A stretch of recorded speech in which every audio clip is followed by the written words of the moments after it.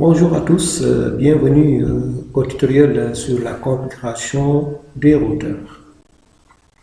Aujourd'hui, nous allons voir comment configurer de façon basique un routeur. Pour ce faire, j'ai proposé une architecture locale, un réseau local, composé d'un PC, d'un switch et d'un routeur. Donc, on va aller juste placer nos équipements au niveau de l'interface de travail. Donc, je prends une machine, un routeur et un switch. Le switch, je propose le switch 2960, le routeur, je propose le 1941. Donc, les équipements en place, ils ont besoin d'être reliés par des câbles. Comme c'est des équipements de nature différente, donc on va leur proposer le câble droit. Donc le câble droit entre le portable et entre la machine et le switch, donc c'est un switch de 24 ports. Ensuite, vous avez aussi un câble qui va quitter le switch vers le routeur. Et le routeur va nous donner deux types de connecteurs RJ45 qu'il a appelé ici Gigabit Ethernet 00 ou Gigabit Ethernet 01. Donc j'ai un choix entre les deux pour en faire une interface. Donc que ce soit 01, que ce soit 02, c'est la même chose, ça ne change absolument rien. Donc moi je préfère tout simplement respecter l'ordre des choses et je propose de prendre le Ziga 00 qu'il a amené ici comme ZIC 0/0. Ici vous voyez qu'il y a un problème de configuration parce qu'actuellement les équipements ne sont pas encore configurés, raison pour laquelle ici en orange il est en train de réinitialiser le switch, le PC est en train de réinitialiser le switch. Ici il n'y a aucune configuration entre le routeur et le switch parce que rien n'est encore fait sur ces deux équipements. Ok. Maintenant, on nous dit que pour les routeurs, nous avons deux modes d'exécution.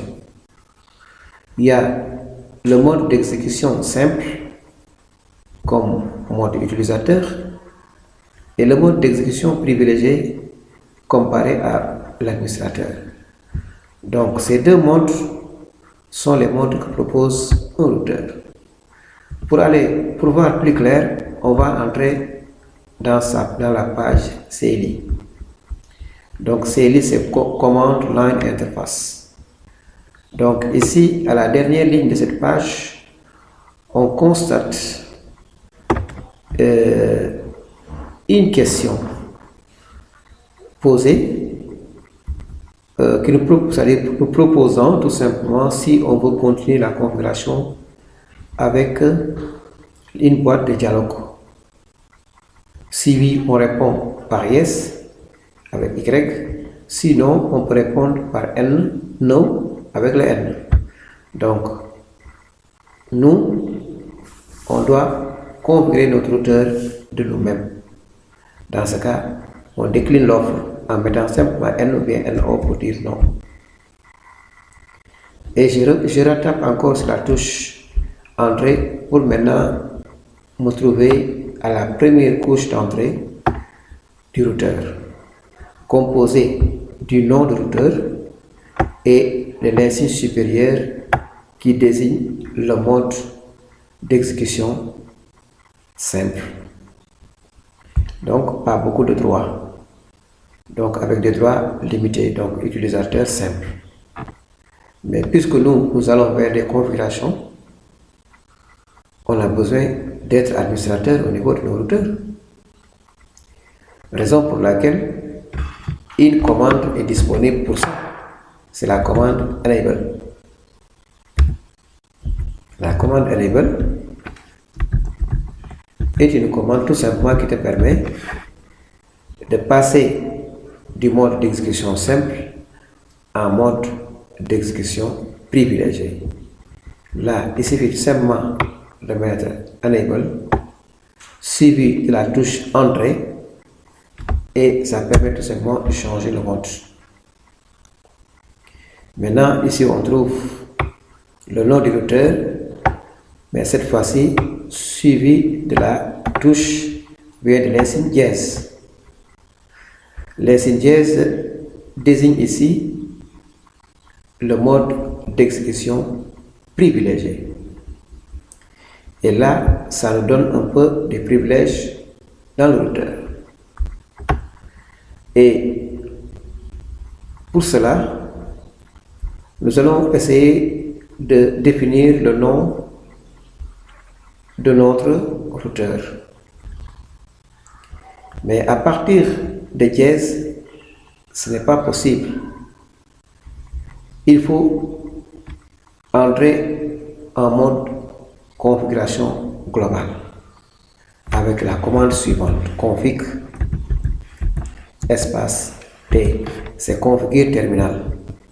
Donc c'est configure terminal qui est là, qu'on a mis en abréviation config T comme raccourci pour aller plus vite. Donc je mets entrée. Si on met entrée, on remarque que maintenant le nom du routeur est là, mais on a vu que config est mis entre parenthèses. Ça veut dire quoi? Ça veut dire qu'actuellement, je suis en mode de configuration globale. Donc, j'ai la main sur mon routeur. Je peux configurer tout ce que je veux dans le routeur. Donc, ce qu'on peut faire, c'est quoi? En premier lieu, je vais tout de suite aller changer le nom du routeur à l'aide de la commande hostname. La commande hostname suivie du nouveau nom que je propose ici, labo IG. Donc labo IG sera le nouveau nom de notre routeur. Et quand je mets entrée, il remplace le nom du routeur en labo IG. Maintenant, puisqu'on a changé le nom du routeur, on peut aussi avancer un peu en essayant de mettre les adresses IP sur les interfaces. Comment placer les adresses IP sur les interfaces? C'est très simple et très facile. Il suffit tout simplement de saisir cette commande qui s'appelle interface. Maintenant, on veut mettre les adresses IP sur les interfaces du routeur. On dispose ici dans cette IP d'une seule interface nommée ZIC 0/0. Donc, c'est de là qu'on va mettre notre adresse IP. Donc, interface espace ZIC 0/0. Donc, c'est cette commande qui me permet d'accéder à l'interface. Je mets entrée. Et vous remarquez tout à l'heure, on avait entre parenthèses config. Mais cette fois-ci, comme on est dans l'interface, c'est entre parenthèses config-if d'abord, avant de fermer la parenthèse. Ça signifie que maintenant je suis entré dans l'interface ZIC 00. Et comme je suis entré dans l'interface ZIC 00, je peux me permettre de fixer les adresses IP au niveau de cette interface-là. Donc je mets la commande IP, adresse avec 2D, 2S à la fin sans E, et je mets l'adresse IP proposée. Supposons que je propose 192.168.1.2 comme adresse IP, mais l'adresse IP n'est jamais seule, toujours suivie de son masque de sous-réseau. Donc 255.255.255.0 et je mets entrée. Donc là, je viens de fixer l'adresse IP dans la machine, dans le routeur, autant pour moi. Et ce qu'il faut faire à la suite, c'est de dire au routeur d'activer l'interface. Donc avec cette commande qui s'appelle no shutdown. No shutdown, c'est dire au routeur de ne pas éteindre l'interface. Donc si j'appuie sur entrée, là la commande est passée. Donc je dois maintenant configurer ou bien commencer à sauvegarder les informations. Mais avant de pouvoir sauvegarder les informations, puisque les informations sont sauvegardées au niveau du routeur en tant que tel, je dois me retirer des interfaces, et non seulement des interfaces, mais aussi de la configuration globale pour revenir à la source du routeur afin de pouvoir stocker mes informations, parce que les informations sont stockées sur les RAM, alors que les RAM ne se trouvent pas dans les interfaces ni dans les configurations globales. Donc, ce que je vais faire pour sortir, je vais mettre exit. Je suis sorti de l'interface, je mets encore un autre exit pour sortir de la configuration globale. Et c'est à partir de labo IG que je dois stocker mes informations ou la configuration. Donc, pour stocker la configuration, je tape la commande config, mais la configuration peut être stockée soit avec cette commande qui s'appelle running-config, mais cette sauvegarde se limite seulement à la mémoire RAM du routeur. Ce qui fait que quand on redémarre le routeur, toutes les informations stockées au niveau de cette RAM seront perdues. Donc, on peut dire que c'est une mémoire volatile. Mais il y a possibilité de stocker ailleurs et de façon permanente. Surtout sur une autre mémoire qui s'appelle NVRAM, qui se trouve également à l'intérieur du routeur. Pour y parvenir, il y a une commande qui nous permet de le faire. Donc c'est la commande qui suit après running config, donc c'est la startup-config, qui permet tout simplement d'aller sauvegarder les informations dans une mémoire appelée NVRAM et de façon permanente. Et si je mets entrée, je mets encore entrée, donc je constate que la sauvegarde a été faite avec succès parce qu'il y a le OK qui sort ici. Donc, j'ai sauvegardé les informations. Reste maintenant à tester. Mais avant de tester, n'oubliez pas que dans cette machine-là, on n'a pas encore assigné des adresses IP à ce niveau. Donc, on va aller le faire tout de suite. Dans IP config, on va placer les adresses IP dans cette machine. Donc, je vais proposer 192.168.1.1 avec le masque. Mais ici, dans Default Gateway, en français passerelle,